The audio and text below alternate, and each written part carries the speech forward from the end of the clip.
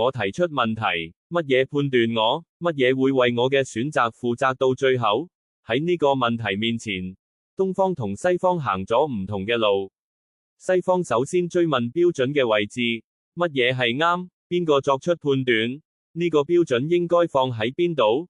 由神去到理性，由法律去到個人，標準嘅位置不斷移動。但係，越移動，問題就越沉重。從來冇證明顯示，每一個人都能夠將嗰個位置承擔到最後。東方就由另一個地方開始，佢唔係問邊個判斷，而係觀察秩序點樣運作。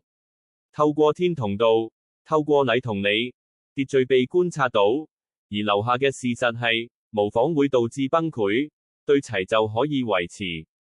所以東方冇佔據標準嘅位置，而係將嗰個位置留空。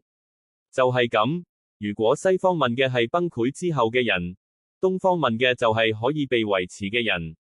道路唔同，但最終到達嘅問題係一樣，標準係需要嘅，但人真係可以成為標準咩？喺呢個話自己冇正確答案嘅問題面前，包容者嘅位置自然就顯現出嚟。